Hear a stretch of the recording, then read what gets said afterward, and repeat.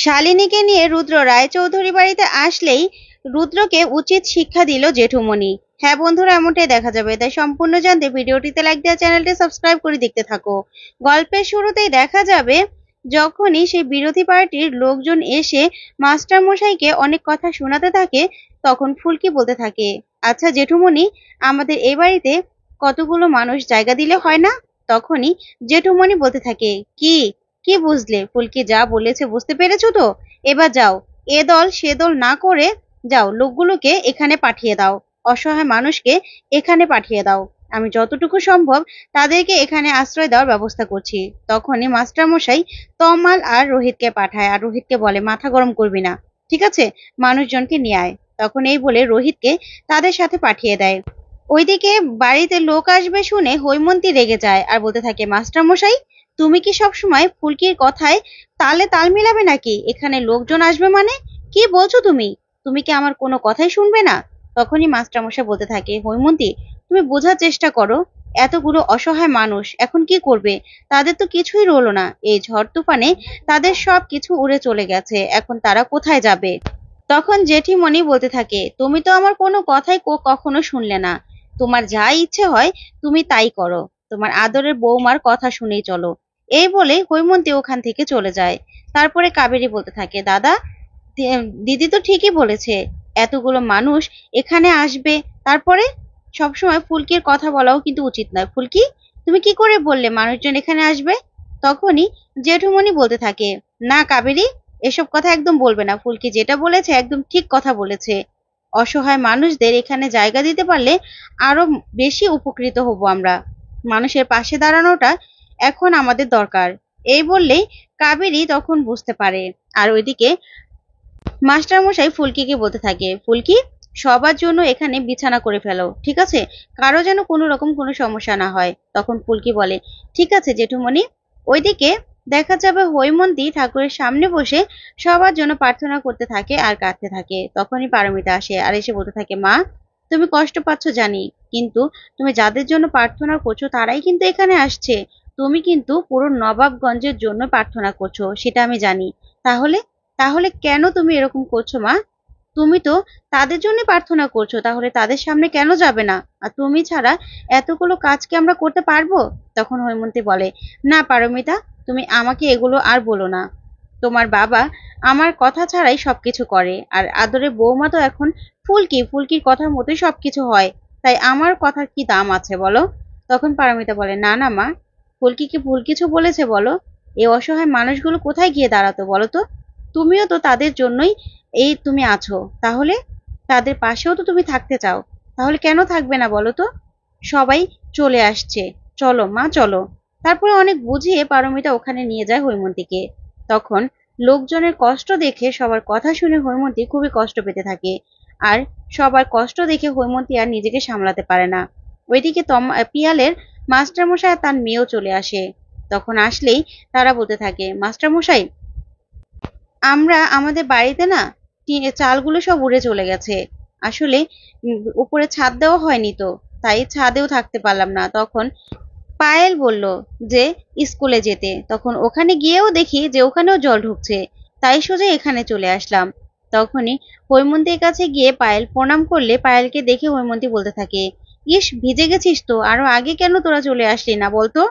তারপরে দেখা যাবে এক এক করে পুরো অনেক মানুষ চলে আসে, অসহায় মানুষ আসার পরেই সবাই খুব কান্নাকাটি করতে থাকে। তখন হৈমন্তী তাদের কষ্ট দেখে আর সহ্য করতে পারে না। ওইদিকে ফুলকি আর ধানু মিলে সবার জন্য গরম গরম চা তৈরি করে, তারপরে সবাইকে চা দিতে থাকে। এদিকে রোহিতও সবার জন্য ঔষধ নিয়ে আসে। তারপর দেখা যাবে হৈমন্তী বলতে থাকে, পারমিতা, এবার সব বাসন কোসন গুলো কিন্তু নামাতে হবে, সবার জন্য রান্না বসাতে হবে। আর কাবেরী, তুই স্টোরে গিয়ে যা আছে নুন তেল সবকিছু নিয়ে আয়। তখন এই কাণ্ড দেখে মাস্টার মশাই পুরো তাকিয়ে থাকে হৈমন্তীর দিকে।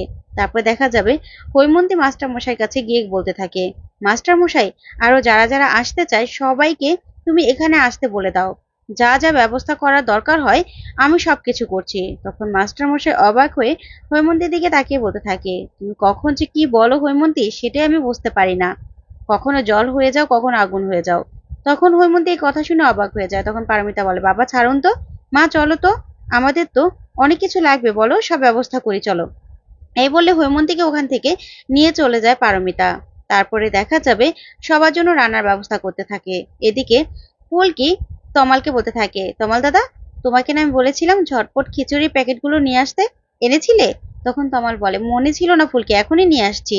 তখনই তমাল সেই খিচুড়ির প্যাকেটের কার্টনটা নিয়ে আসলেই ফুলকি গিয়ে রান্নাঘরে দিয়ে দেয়। তখন হৈমন্তী বলতে থাকে, এই প্যাকেটগুলো কেটে সব চালগুলো বের করে নাও। এই চালগুলো বের করতে থাকে। হঠাৎ করে ফুলকি দেখতে পায় এক বুড়ি দাদু কান্নাকাটি করছে।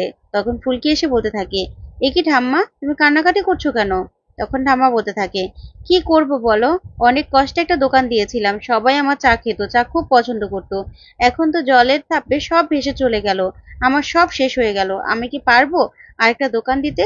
তখন ফুলকি বলে, কেন পারবে না ঠাম্মা, আমরা তোমার পাশে আছি, সবাই যখন পাশে আছি তুমি ঠিক পারবে, তুমি একদম চিন্তা করবে না। তখন মাস্টার মশাই বলতে থাকে, ঠিক বলেছে ফুলকি, শোনো সবাই। তখনই জানালাটা চালু হয়ে যায়, আর জানালাটা চালু হলেই সেখানে মাস্টারমশাই বলতে থাকে, এই তো জানালাটা চালু হয়ে গেছে, এখন আর কোনো কষ্ট নেই। তারপরে দেখা যাবে মাস্টারমশাই বলতে থাকে, শোনো, কেউ কোনো কষ্ট পাবে না, কারণ একে অন্যের পাশে আছি আমরা সবাই। সবকিছু চলে গেছে তো কি হয়েছে, আমরা সবাই সবার পাশে আছি তো, ঠিক সবকিছু আবার ঠিক হয়ে যাবে, তোমরা দেখবে। তখন মাস্টার মশাইয়ের মুখে এরকম কথা শুনে সবাই খুশি হয়ে যায়, আর ফুলকিও খুশি হয়ে যায়। তখন রোহিত বলতে থাকে, ঠিক বলেছে মাস্টার, আমাদের জেঠুমণি ঠিক বলেছে, আমরা সবাই আপনাদের পাশে আছি, একদম আপনারা চিন্তা করবেন না। তারপর দেখা যাবে মাস্টার মশাই ফুলকিকে বলতে থাকে, ফুলকি, তুই একটা গান ধরতো, একটা গান গা। ঠিক তখনই ফুলকি সবাইকে গান গেয়ে নাচ দেখিয়ে সবার মন ভালো করে দেয়। তারপরে ফুলকি গান শেষ হলেই বলতে থাকে, সবার কত কষ্ট, সবার সব কিছু চলে গেল, কিন্তু মা কালী তুমি দেখো, সবাই যেন সবার সব কষ্ট ভুলে যেতে পারে, সব কিছু ফিরে পায় আবার। তখন রোহিত এই কথাগুলো শুনে মনে মনে বলতে থাকে, মেয়েটা বড্ড ভালো, ওর মনটা খুব ভালো, ও সবার জন্য খুব ভালো চিন্তা করে, তুমি দেখো, ও যেন সবসময় ভালো থাকে। তারপরে দেখা যাবে হঠাৎ করে কলিং বেল বেজে ওঠে। তখন মাস্টার মশাই গিয়ে দরজা খুলে দেখতে পায় রুদ্রকে। রুদ্রকে দেখে মাস্টার মশাই পুরো চমকে যায়। তখন রুদ্র বলতে থাকে, মাস্টার মশাই, আমি একজনকে নিয়ে এসেছি, খুব অসহায়, তাকেও যে এখানে জায়গা দিতে হবে। যা শুনে মাস্টার মশাই বলতে থাকে, কে? নিয়ে এসো, নিয়ে এসো, এক্ষুনি নিয়ে এসো। তখনই রুদ্র শালিনীকে ডাকে, আর শালিনীকে ডাকলে শালিনী রুদ্রর সাথে এসে দাঁড়ালেই ফুলকি আর রোহিত শালিনীকে দেখে পুরো চমকে যায়। তখন মাস্টার মশাই বলতে থাকে, রুদ্র, তুমি শালিনীকে নিয়ে এসেছো? তখন রুদ্র বলতে থাকে, হ্যাঁ মাস্টার মশাই, আসলে ও যেখানে ছিল সেখানে পুরো জলের কারণে ভেসে গেছে, এখন ও কোথায় থাকবে বলুন, সবাই তো এখানে এসে আশ্রয় নিচ্ছে, তাই আমিও শালিনীকে এখানে নিয়ে আসলাম, আমার কাছেও আশ্রয় চাচ্ছিল।